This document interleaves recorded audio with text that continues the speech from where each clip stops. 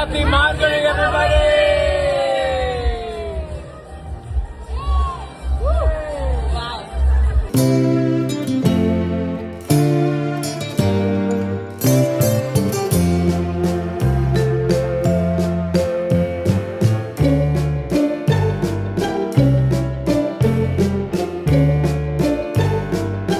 Marvellous மார்கழி திருவிழா சென்னையில் கோலாகலமாக நடந்திருக்கு.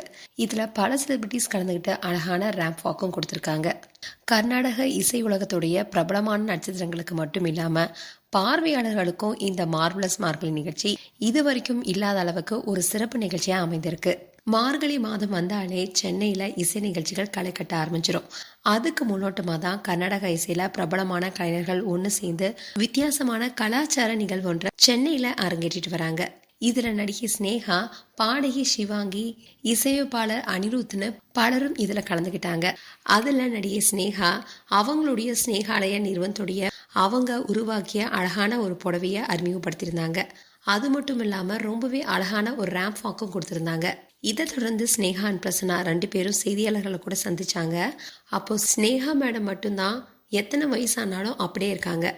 வயசுங்கிறது நம்பர் தாங்கிற மாதிரி சொல்லிட்டு இருக்கும்போது பிரசன்னா உடனே நாக்கம் அடிச்சு என்னோட மனைவின்னு சைகை காட்ட அங்கிருந்த எல்லாருமே சிரிச்சாங்க. அண்ட் ஸ்னேகா தன்னுடைய கணவருடைய செய்கையை பார்த்து சிரிச்சிட்டு இருந்தாங்க. அதுக்கப்புறமா அவங்க பேசும்போது தன்னுடைய ஸ்னேகாலயா சார்பில் அறிமுகப்படுத்துகிற புடவைகள் எல்லாமே ஒவ்வொரு வருஷமும் மக்கள் மனசுல நல்ல வரவேற்பு பெற்றுட்டு வருது. தொடர்ந்து தன்னுடைய நிறுவனத்தை கவனிக்கிறது தான் தன்னுடைய நோக்கம்னு சொல்லியிருந்தாங்க. ரீசெண்டாக கூட ஸ்னேகா அண்ட் பிரசன்னாவுக்கு இடையே பிரச்சனைனோ அதனால அவங்க விவாகரத்து பெற போறாங்கன்னு பல ரூமர்ஸை கிளப்பினாங்க. அண்ட் இந்த நிகழ்ச்சியில கலந்துக்கிட்டு அவங்க 2 பேருமே பரவிய வதந்திக்கு இவங்க 2 பேருமே பதிலடி கொடுத்துருக்காங்க. மேலும் இது போன்ற வீடியோஸை பார்க்க நியூஸ் தமிழ் கிட்ஸ் சப்ஸ்கிரைப் பண்ணுங்க. மறக்காம நோட்டிஃபிகேஷன் பட்டனை கிளிக் பண்ணுங்க.